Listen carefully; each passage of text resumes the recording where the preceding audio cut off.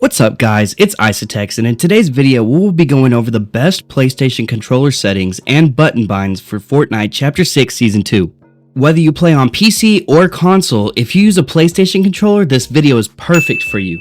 Note that it does not matter if it's a PlayStation 4 or PlayStation 5 controller, the button layout is the exact same, so it will work for both. When I get to the button binds, this will all make sense why I'm not talking about the Xbox controllers today.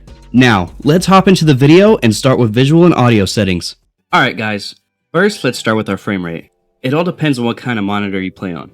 If you play on a 120Hz monitor, that's the highest the frame rate will appear. So play on 120.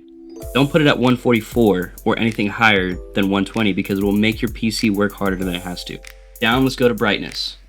I feel like this is a setting you have to change on your monitor, not necessarily in the game settings. If you make it any higher, the colors become too bright. Alright, now for colorblind settings.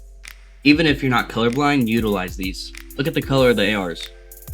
That's too dark. That's too dark. That's just bright. The whole point of the colorblind settings is to make the colors pop just a little bit more. So whenever you're fighting in a low light area, you can see enemies a lot better. Down to motion blur, I have motion blur off. Down to graphic quality.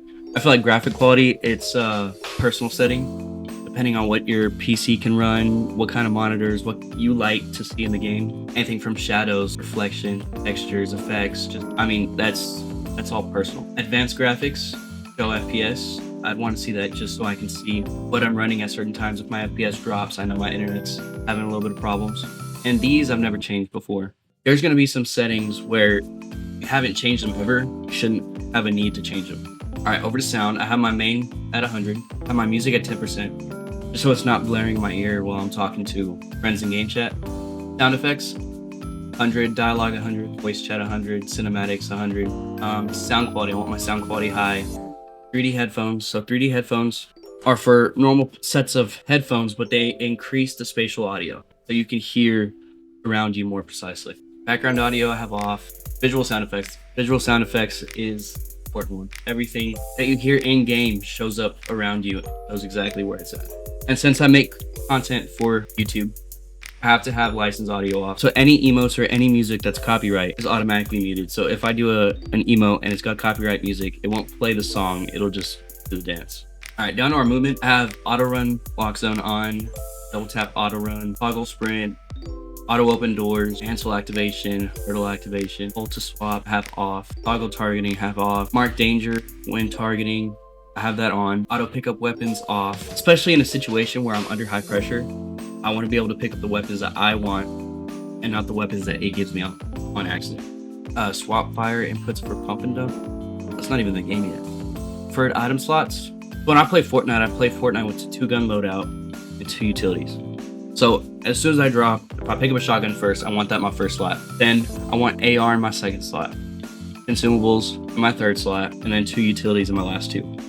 So if we're just landing and I pick up a gun and I pick up everything is in the right order. Instead of me having to go through and sort out everything. It just helps save time throughout the process.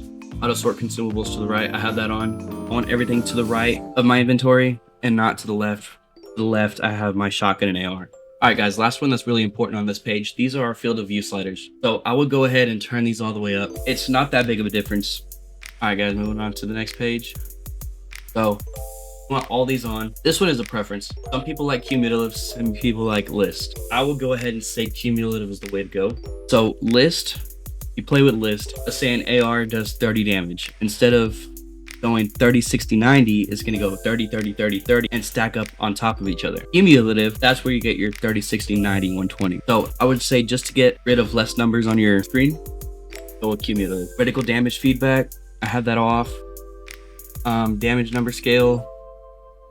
So the damage numbers that pop up when you hit somebody, I went ahead and turned that all the way up. Again, it's not that big of a difference, even though the slider says 125. It's not that much bigger. The HUD scale, I did drop down just to free up some room on my screen. So I put that at 85%. I have no spectators, quick bar, player health. All this is on. These are our HUD settings. All right, so now to our input settings. I have controller auto run. I'll get to this in a little bit. That'll make sense when I get there. Quick weapon, I don't play with quick weapon. So sensitivity, If you want to keep your sensitivity normal, simple, play with these two. Put these at whatever you feel like help you the most. If you want to get a little bit more into the sensitivities, go ahead and turn advanced options on. When we get into advanced options, you'll have the option to turn your look horizontal speed up and look vertical speed up as well. Put these at whatever make you feel comfortable. I have it at 85, and my turn boost, I put both at 15%. So turn boost is what happens whenever you fully turn joystick. You get a little boost. My ADS sensitivity for horizontal I have 25 and vertical 30. I put no vertical boost on here just because console has so much aim assist. If I put a boost, I'd be moving my reticle a lot faster than I want to. So for my ADS, I have no boost. But for my look sensitivity, I have a 15% boost. These are settings I've never changed. It's just the way they came. All right, so now on my controller binds. I put on a custom controller. I use a PlayStation 5 Edge controller. So the controller with the 2 buttons on the back. I go here. You'll see my jump is not normal. Sensitivity and binds are going to be personal settings. Whatever makes you feel comfortable, whatever makes you feel the most confident in your gameplay. If you change your settings, they take time to get used to. So for my jump button, I have bound to my circle, crouch. You know, most of these are going to be normal. Then we get to my pickaxe, and this is why I say these settings are really mainly for PlayStation controllers and not Xbox controllers. Play on a PlayStation controller, you have a touchpad. That touchpad can be utilized as a button. So for me, I have my touchpad as my pickaxe. And if you notice, normally our pickaxe is triangle, meaning I would have to move my thumb from here to there. Instead, now I have my thumb about right here the entire game. So if I need my pickaxe, I can go there. If I need to jump in a car, I go here. If I need to look around, I'm here. So my thumb stays in this exact spot majority of the time. Triangle, you'll see I have as my edit button. So these 2 buttons are bound on the back, meaning I can bring my build button to X. If I'm playing OG, I can place my trap perfectly fine. These are all normal. These are normal. Already went through those. So miscellaneous, I have my toggle map on my left D-pad. Inventory up D-pad. Place my marker or map pin I have on my right D-pad. Map zoom in and out are my triggers. I hope this video helped all my PlayStation controller users out there.